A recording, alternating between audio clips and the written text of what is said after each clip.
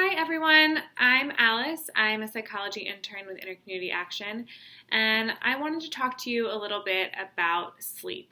I know that there's a lot going on. Everyone's dealing with a lot of uncertainty in the midst of the coronavirus crisis, and sleep is really, really important, especially at a time like this. Not only is it important for your mental health, but it's also really important for your physical health and for keeping your immune system up to fight the virus and then also protect the community from the virus as well.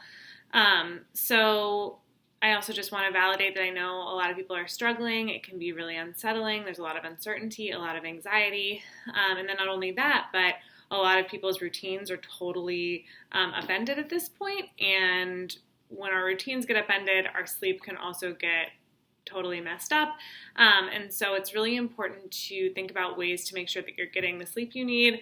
And that doesn't necessarily just mean time in bed, but getting good quality sleep as well. So I'm going to talk to you a little bit about sleep hygiene. And there are 10 tips that I have for keeping up sleep hygiene, because just like we need to keep hygiene with our bodies, our sleep has a whole sort of hygiene regimen that it needs as well. So the first one is getting a fixed bedtime and waking time as much as possible. And this is really important. It's really hard, I know, especially for those of us who now maybe don't have to be somewhere at the same time every day.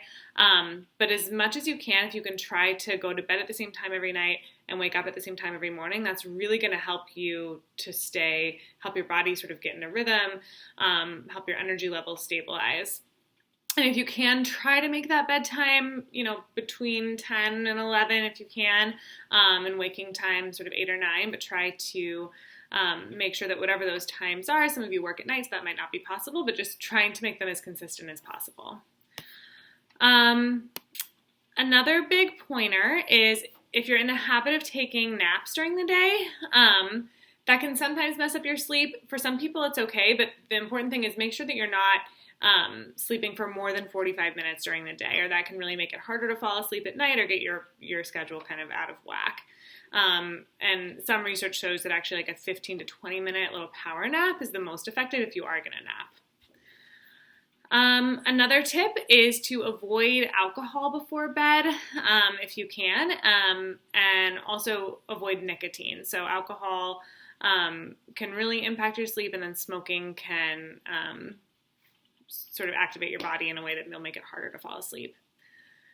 Tip number 4, avoid caffeine 6 hours before bedtime, and that includes coffee, teas, many sodas. That can also include chocolate, so be careful about that for those of you who like a little after dinner dessert. Chocolate can sometimes, or chocolate has caffeine, and that can sometimes impact sleep as well. Number 6 is exercise regularly. So this is really important. When you exercise, you sleep better. I notice this myself. If I don't exercise, sometimes you have sort of some excess energy when you're going to bed. So exercise, but don't exercise right before bed, because that can actually impact your sleep in a negative way. If you can, have comfortable bedding. Try not to have, like, if you have other things on the bed, if you have animals sleeping with you in your bed, just try to make the bed as comfortable as base as possible. And then this is also really important. Try to get a comfortable temperature setting for sleeping and keep the room well ventilated. We sleep better when it's a little bit cooler and we can get like under the blankets and stuff. So make sure the room's not too hot. If it is, if it's a little colder outside, you can just crack a window. If you have a window unit and air conditioning, do that, or sort of get a fan. You can get creative with it in terms of keeping the room a little cooler, but that definitely can help you sleep.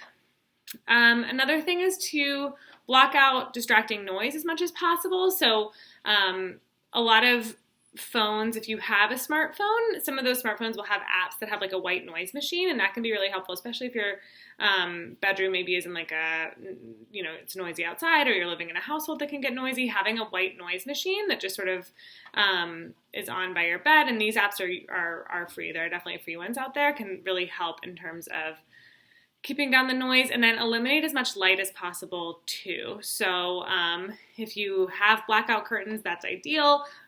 You can like hang a blanket up on the window, whatever it is, that can really help. We sleep much better if we have a good amount of darkness in the room. And then last but not least, this is really important, but make sure that the bed is just used for sleep and sex. So we don't want to be watching TV in our beds, using it as an office or a workroom, recreation room. When we do that, we start to associate the bed with things other than sleep and sex, and that can be problematic in terms of our sleep.